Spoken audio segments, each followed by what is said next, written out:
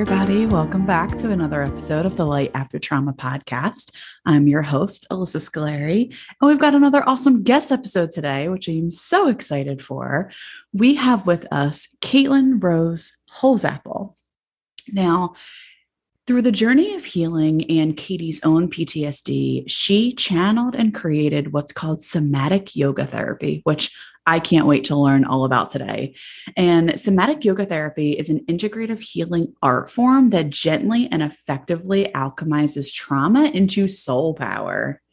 She has walked countless individuals through their journeys of healing trauma, anxiety, and depression from within. Kaity supports her clients and students to connect with the innate wisdom and intuition of their bodies. This wisdom is present in every body and helps you to organically heal and live in integrity with your soul. Kaity firmly believes that you're your own healer. The somatic yoga therapy process offers you tools, support, guidance, and space for alchemizing blockages and trauma into your greatest gifts and superpowers. But at the end of the day, only you hold the magic of your own healing potential. And this magical healing force lives inside your body, awaiting reclamation. So I am really looking forward to this conversation. And again, I'm just going to thank Kaity for her grace in rescheduling multiple times. So hi, Kaity. Thank you for being here. And thank you for your patience with me. Absolutely. I'm so excited that we are able to connect here and now. Me too. And I was doing a lot of reading on your website and, just reading your bio. There's so many of these like phrases that pop out to me.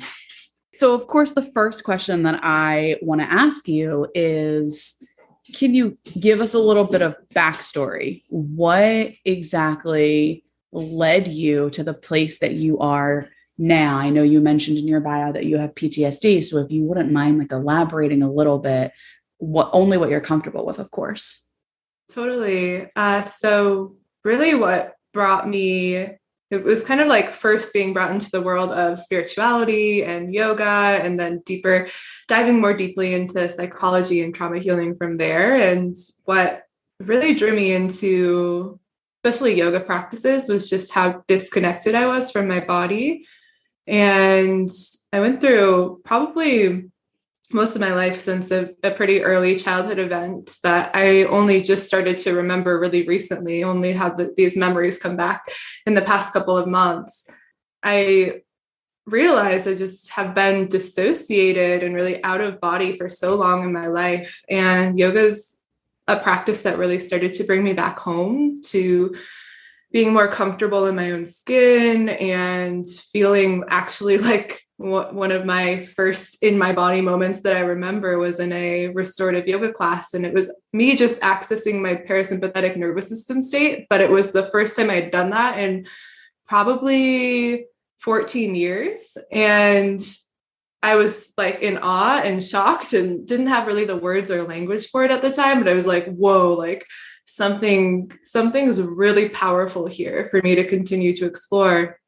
And so that's really what brought me in. And then starting to look deeper and connect more deeply with my body is also what started to really help me unravel some of the early childhood trauma and then trauma from later on in life as well. And it's been quite a powerful journey. Yeah, you touched on so many things there, but I'm going to jump right to it. Can you actually give the listeners a little idea on what restorative yoga is? Because friends, if you have not done restorative yoga, I'm going to need you to drop everything and find a class because it is truly the best thing ever. So can you please tell us what that is? Yeah. So usually when we think about yoga, we think of a vinyasa flow class or, core power, very heated, fast, lots of breath work and movements. And restorative yoga is really quite the opposite of that. It's a lot of uses of blankets and pillows and props and putting yourself into these really comfortable positions and shapes where you feel super supported. and hopefully are able to drop into, again, that parasympathetic nervous system state, rest and digest. And really a big intention of it is to create almost like a floating feeling in the body, just being really held and relaxed. And for certain bodies, it's like, yes, so powerful. And I also know that for especially those of us survivors who have more of the hypervigilant lean, it can be like actually more challenging than going to a vinyasa yoga class, because it's so hard for many people to like learn how to really slow down and drop in and let themselves be held. It's like one of the hardest things for our nervous systems to do sometimes, and so medicinal, so powerful. Yes. And you make an absolute excellent point, which is right. Restorative yoga requires a lot more stillness. And that can be, as we know, very, very difficult for lots of trauma survivors. So while, yes, absolutely, I highly recommend restorative yoga, but take that with a grain of salt, because you want to be careful to not overwhelm yourself. Sometimes when we are still, it's hard enough to be still, but then sometimes when we are still, things come up and we can be flooded with flashbacks or body memories or what have you. So it's also like a really important point. And then, so the other thing that you had said is that you felt so disconnected from your body. And that is really important, because that is what trauma causes us to do.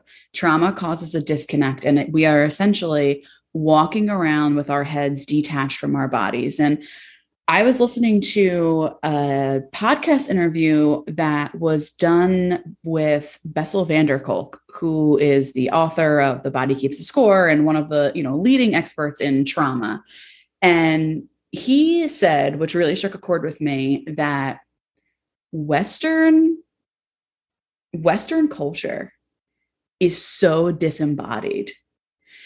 And I felt like that it really struck a chord, because I'm like, yeah, so much about it is, like he said, from the chin up. It's talk therapy, it's taking medications, and that's it. But we tend to neglect these somatic experiences that are happening which in our body, which I think are vital for healing. What are some of your thoughts on that? Yeah, I love that you brought in that piece around culture, because that feels, it's so true. It's in the air that we breathe. It's in the food that we eat. We're, for the most part, if you're a Westerner listening to this, which I would guess a lot of the audience listening to this is from maybe the United States or more similar cultures to the United States, it's like, that's just the norm for so many of us since we're really little, is to actually disassociate and to live more in the realm of kind of the thinking mind rather than the feeling and the beingness. And so that's part of why yoga has been so healing and is so healing for so many people, because it's the opposite of that.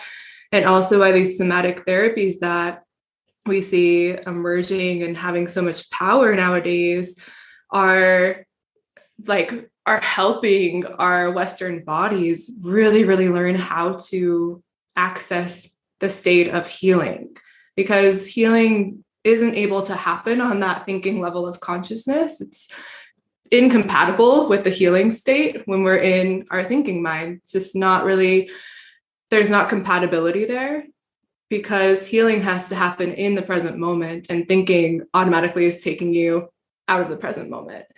And so dropping into the somatic state is actually dropping into like a presence practice that helps you be with what's here and now. And that's the only time healing can happen, is in the here and in the now. I love that. It's so important. So important. So now because you created somatic yoga therapy, can you describe like what exactly is that? How is that different from standard therapy or standard yoga, I should say?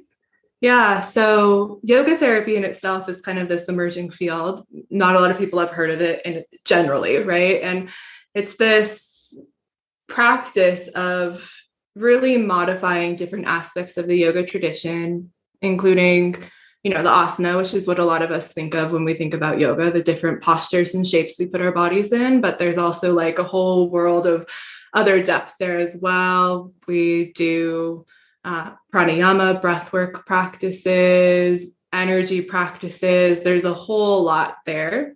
And it's about really customizing those practices for the individual at hand. So rather than you going to a yoga class where the whole group is taught the same sequence, this is like, what's really happening, Alyssa, for you and your body today? And creating a specified practice, yoga, meditation, pranayama, asana, etc., that's just 100% completely to support you in regaining balance.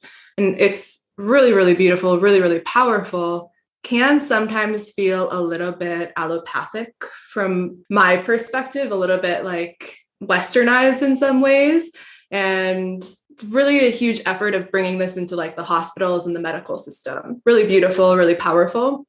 And so with somatic yoga therapy, it includes that aspect of yoga therapy, but it's dropping a little bit of the ways that we can sometimes label like, this is the yoga practice for anxiety, or this is what you do for high blood pressure, and really tuning into actually what each individual body is guiding and needing, which actually can look very, very different, even inside those diagnoses of like, you might have anxiety, I might have anxiety, but actually what we really need might be completely different on more of those subtle levels. So yeah, it's really accessing the felt sense space, that present moment space of connecting with sensations in the body, and then supporting the release of blocked energy so that you can regain balance and heal from within, inside out, rather than, again, what our culture can be so addicted to is, I feel like crap or shit. Sorry, your podcast doesn't like swears. We curse on this podcast. Okay, great. I feel like shit. Tell me what to do to make it better, right? I need someone to tell me what I need to do. It's dropping that need for outer authority and really learning how to access your own inner guide, your own inner intuition, and the ability that we all have, which is to know what you need in order to heal. I love that so much. It's important because everybody's healing is so individualized. Like you said, we both might have anxiety, but what we might need to heal may be completely different. But I also love that because it's very empowering, and trauma often leaves us feeling disempowered. So it's truly taking your healing into your own hands and knowing that you already have the answers to the questions that you have, and the support that you seek is all within you. Yeah. And this is really hard for someone who's survived trauma, right? Because you ask someone who's been through a traumatic experience, even the question of like, what do you want to do today? Or what do you like? And sometimes it's so hard to answer those simple questions of like making those choices of what do I like? What do I want to do? Because we can be really fragmented from that wisdom. Again, that comes back to that sense of being more in our mental body rather than in our physical body, which is the realm that can actually tell us what we want, what we like, what feels good, what needs to happen. We can't do that from the mental space. It just can't happen from that brain space. Right. We need to be mind-body connected. We need to be absolutely grounded in our bodies in order to be able to figure that out and answer so many of those questions and those questions are important when it comes to friendships, relationships, just social interactions in general, but even other things like job interviews, right? One of the first questions that we ask people when we are interviewing them for a position is, tell me about yourself. But when you have a traumatized individual who has been walking around just in the mental space and has really done no work somatically or in their bodies and is disconnected, how can we expect them to answer that question well? So this is so important for all facets of functioning, I think. Yeah. Well, that really points to just how connected every single area of our life is, right? We cannot compartmentalize things in the way, again, that our culture has really trained us to do for so long. It's like, I'm going to have my work life here, and then my romantic life, and then here's my friend life. And really, it's just like how you show up in these different areas. It's all so connected with your wiring, with your nervous system. And it's really powerful to start really looking and doing the work around and in these different realms. Yes, it's incredible. It's so powerful. Now, you mentioned, I cannot remember if this was the exact phrase that you used, but you said something like, was it blocked energies? Yeah. Can you elaborate on like what that is? Yeah. I feel like that's very important. So let's talk about this, because it is really important. This is like totally how I see things now. It's like blocked energies, you know, you can think of trauma as like the spectrum, right? With like most severe being like actual diagnosis, like PTSD, CPTSD, and just like the very intense symptoms that you think of with trauma, like, you know, flashbacks and like very, very obvious forms of dissociation, depersonalization, those sort of aspects, right? And then we have all of these other different forms of trauma that show up in really, really subtle and sometimes a little insidious forms.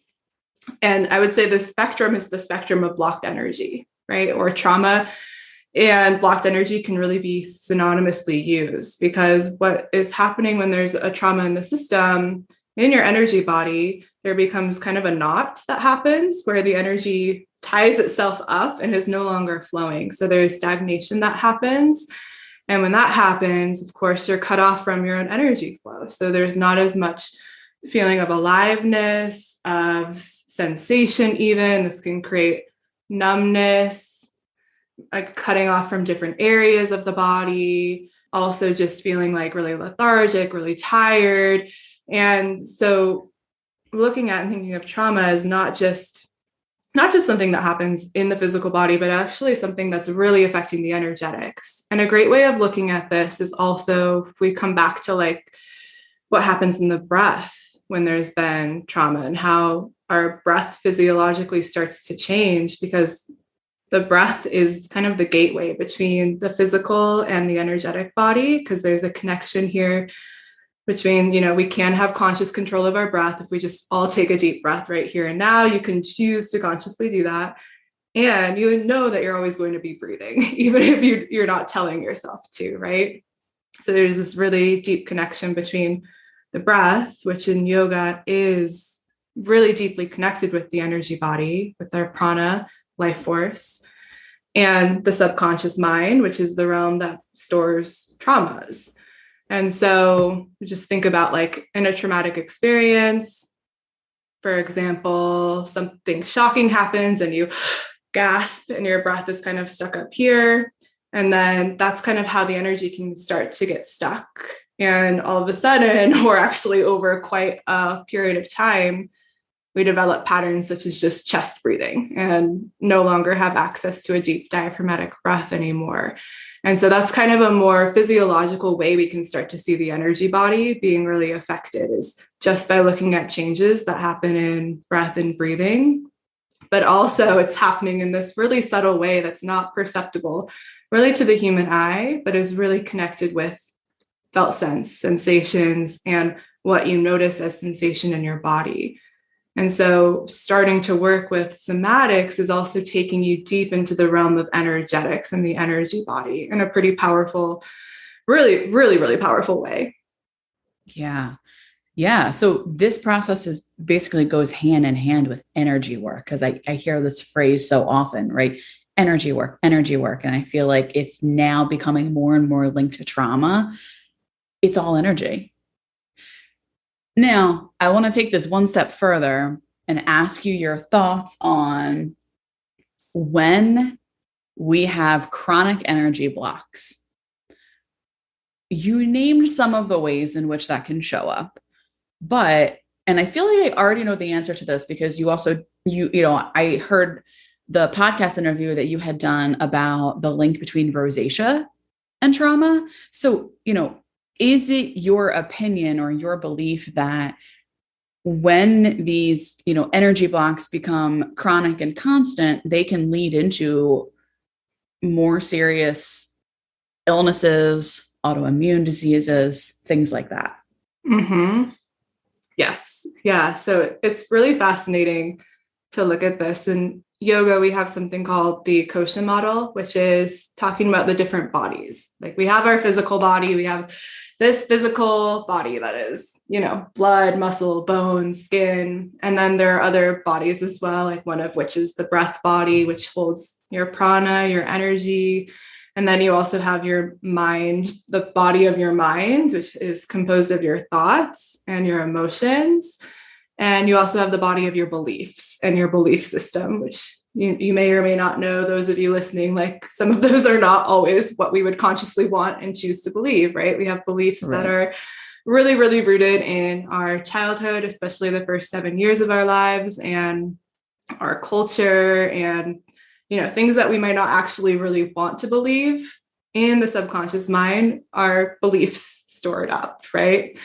And so all of these bodies are really always intermingling and influencing one another. So an example of this is I could have this belief. I might not even know I have it, right?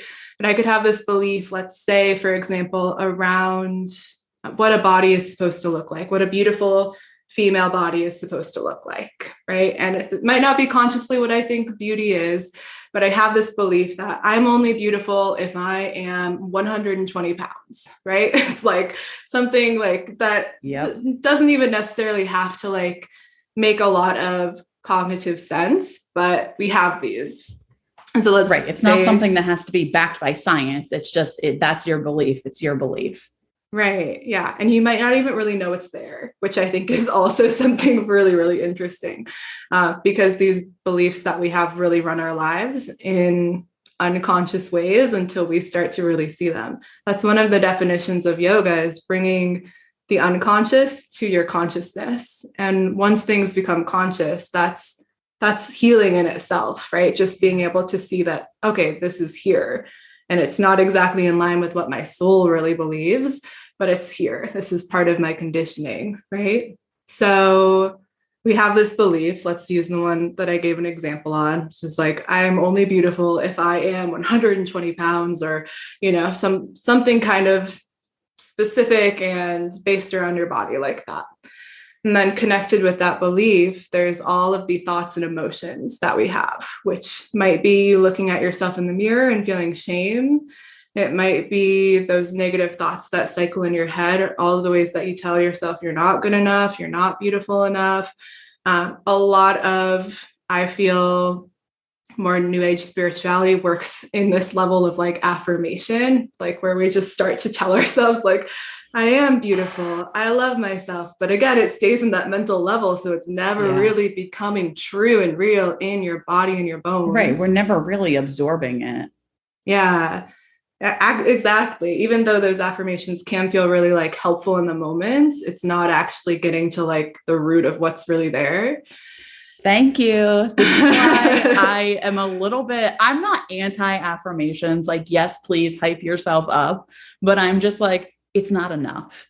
And I like that you're saying that, because when we, sort of say things like, well, you just need to do your affirmations, I think it takes away from like, it makes people feel like, oh, well, what's wrong with me? Like, I'm doing my affirmations. I literally have "you are beautiful" on my mirror, and I say it every time when I wake up. And it's like, it's not enough, because you're not fully integrating it. Like, it's just in your brain, and then it kind of leaves. So I love that you said that, but go on. I didn't mean to totally interrupt. No, I love that too. And it's like, also, what about all of the parts inside of you that don't believe that and don't feel that way? And now you're just kind of overriding those and not really attending to what's really there. Like, what's the trauma there that those parts are really holding? Because even though it feels shitty, there's a wisdom to those thoughts. Like, there's something in there that's actually really important to extract and to move toward. I really believe that. So we have this level of belief, then we have this level of thought and emotion that can manifest from our beliefs, right? So the beliefs are like very, very deep, very, very unconscious. And then they can start to manifest into thoughts and into emotion, which directly affects the energetics of the body. Think of like, the last time you had a negative thought about yourself, like I look ugly or whatever, that thought is for you, it's going to change how you're breathing. It changes your breath patterns. So that's, again, a more obvious way that the energy starts to change, but it's also going to change the posture, like how you hold yourself, which again is going to affect the flow of chi, the flow of energy through the body. It's going to affect the felt sense. You might have this like heavy dropped feeling in your belly, which again, that's a way the energy body is communicating to you, is through sensations.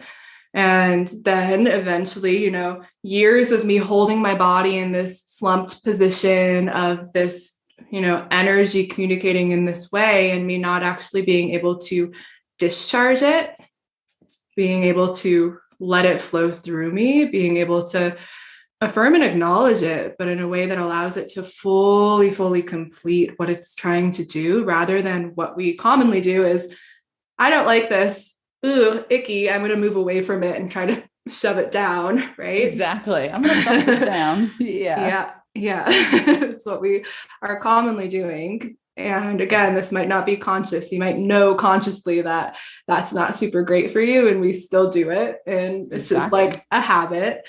So after long periods of time of these like avoidance patterns, the energy gets stuck in these different regions and can manifest as skin issues, digestive issues, chronic pain. Pain is hugely connected with this. Anyone who has like chronic low back pain, I've struggled a lot with jaw pain. Like this is just, it's so rooted and connected here. And then of course, other forms of disease and imbalance start to form as well. So that's kind of like the pathway of how this can happen, is starting with like, for example, a traumatic experience that imprints this really deep belief. That belief starts to change how we think and how we feel inside, which influences the sensations and the breath, which influences our body. Okay. That makes a lot of sense to me. Yeah. And I 100% believe that, which is why I know, for at least for the work that I do, every single person who comes into my office, it's so, I love the somatic work. Like it is so important because I do believe that so much pain, chronic pain, back pain, like I had a lot of jaw pain too. I actually went to the dentist a few months back, and the dentist was like, "Do you grind your teeth?" And I was like, "No." And I was so detached from my body. I was very stressed out. We had just moved and I couldn't even feel. I was so out of touch with my body. In the 6 months between my dentist appointments, I had been grinding my teeth so much that I actually have like permanent damage. And I didn't even know, but the second that he said something to me, I was sitting in his chair, had not even left the office yet. I felt all the pain and all the tension in my jaw. And I'm like, wow. So I think that's just like a great example of how disembodied we can become without even truly knowing it, which is why this information and this practice, I think, has to be very, very intentional all the time, not just when you're feeling extra down that day. Would you agree with that?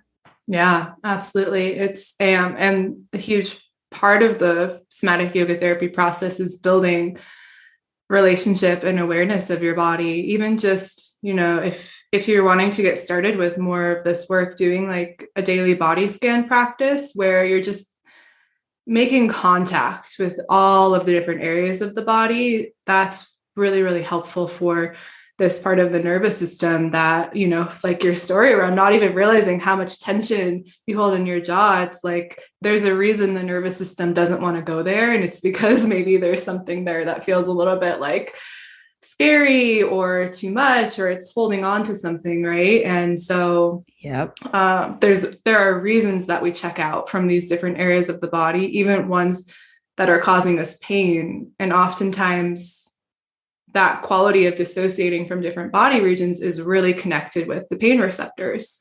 and they get louder and louder so that we start to listen and hear what they're really trying to say. So if someone who has chronic pain comes to me, I know that there's often also been chronic numbness before that pain even started. Yes. Yes. You put that so beautifully.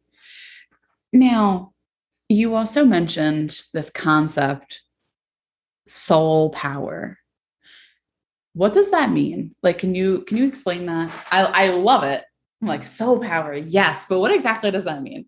Yeah, that is you living in alignment with the strength and the truth and the energy that only comes from the space of your soul. So this is beyond, beyond any trauma that you have experienced. This is your essence that is untouchable, can't get sick, can't die, lives on forever. This is the part of you that is always 100% pure, sparkly, bright, like it's your you-ness. Everybody's soul is completely like a unique expression. I like to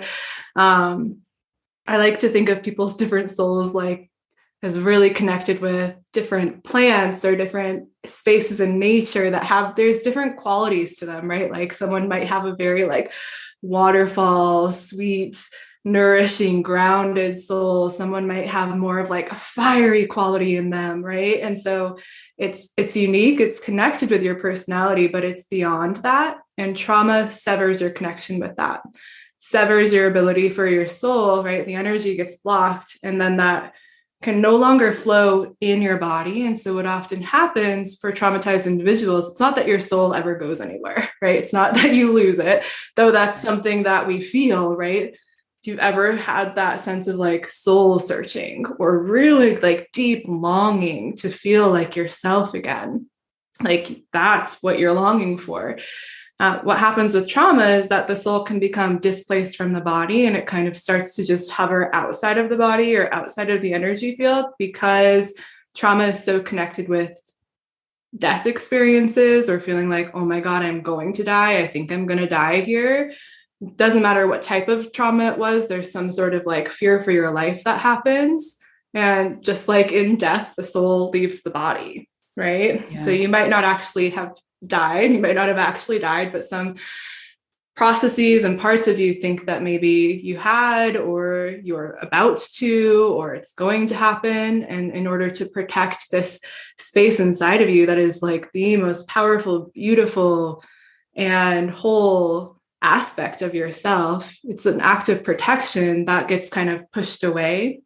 There's a lot of different reasons for that. It might feel like it's really scary to be my full soulful self. It might feel like too intense in some ways. And so the soul becomes kind of disconnected or dissociated.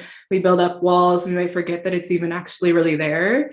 But a huge part of the somatic yoga therapy process is detangling these energetic blocks so that the energy can start to move more freely in the body, discharging energy that's just not yours. Like it's not really like in alignment with you and who you are. It's heavy, it's stagnant. It's like maybe it belongs to past versions of yourself, but it's not your present moment's energy.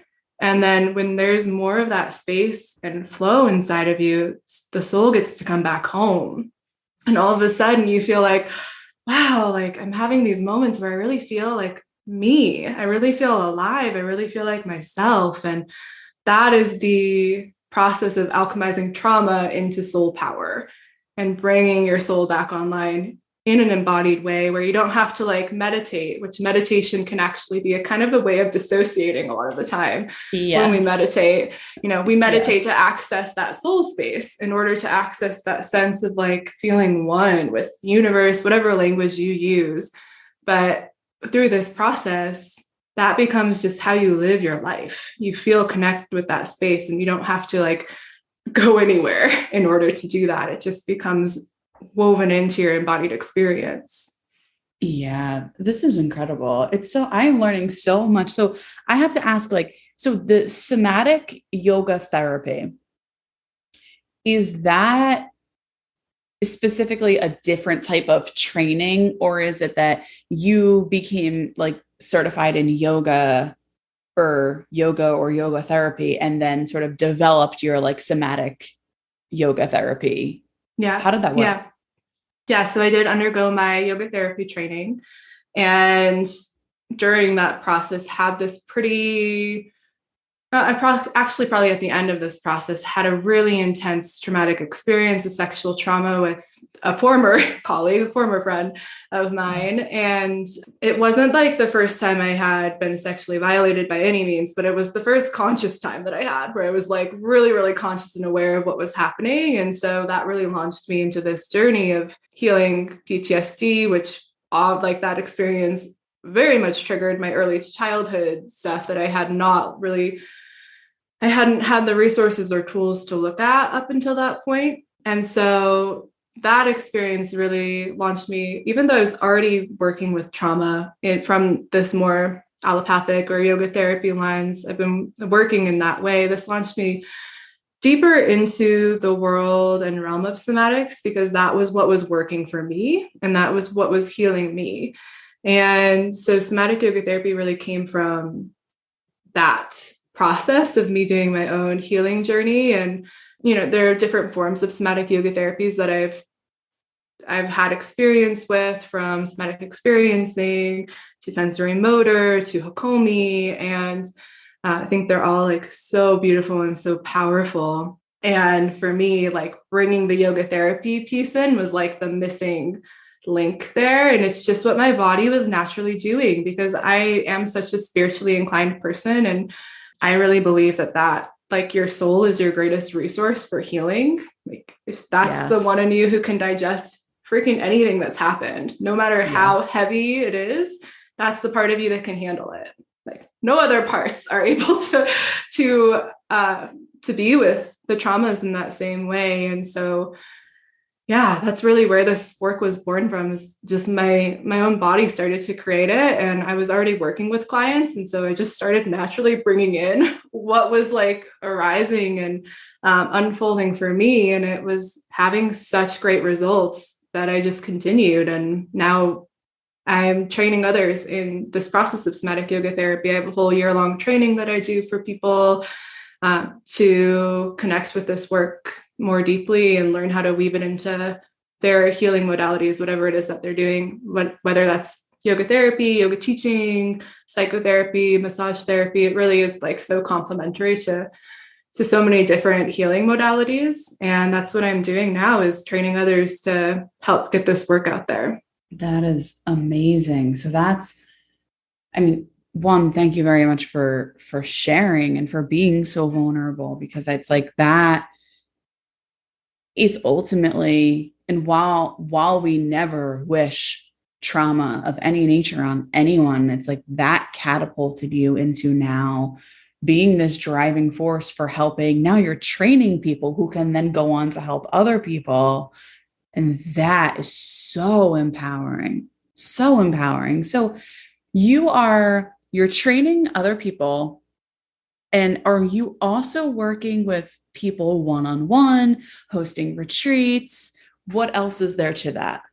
Yeah, so I do work with people one-on-one and do somatic yoga therapy work for helping my clients digest trauma into more soul power and also access deeper states of pleasure and purpose and meaning in their lives after a traumatic experience, because that can feel so severed. Definitely have a draw and attract a lot of women who have survived sexual traumas and want to start really metabolizing those so that they can feel more empowered in their sexuality again, more connected with their sexuality and with their sensual self, because that is so important for so many women and so disconnected. Just like we talked about you with the jaws, like we can think of the same area sexually, and there's a lot of numbness, there's a lot of pain, there's a lot of shutdown. So I do work one-on-one with people in that region, in that area. And then, I run retreats and workshops and have a lot of different free resources too on my website that I would invite any listeners who's kind of feels connected with this work to check that out. There's a free inner sanctuary practice, which is a whole, I think, 45-minute practice where I guide you through some of like the foundations of what we're doing in somatic yoga therapy and more of just like you get to experience it within inside your own self. So that's on my website. And your website is hertemplehealing.com, right? Yeah. Yes. Yep. You got it. Okay. I got it. Fantastic. So for the listeners out there, you can just go ahead and you know what to do. Go right to the show notes and you will find the link there. Strongly encourage you to check that out. I will definitely be utilizing all of the resources on there because I love this topic and I love this stuff and I'm very passionate about it. Thank you so much for sharing your expertise. It is crucial for trauma survivors. It's so crucial. So thank you. Thank you. Thank you for your time today. Thank you for having me on, Alyssa. I'm just delighted to have talked with you. Thank you. Thanks for listening, everyone. For more information, please head over to lightaftertrauma.com, or you can also follow us on social media.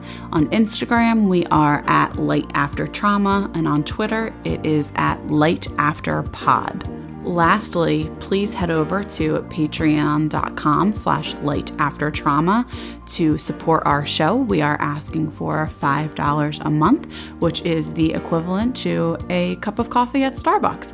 So please head on over again. That's patreon.com/lightaftertrauma. Thank you, and we appreciate your support.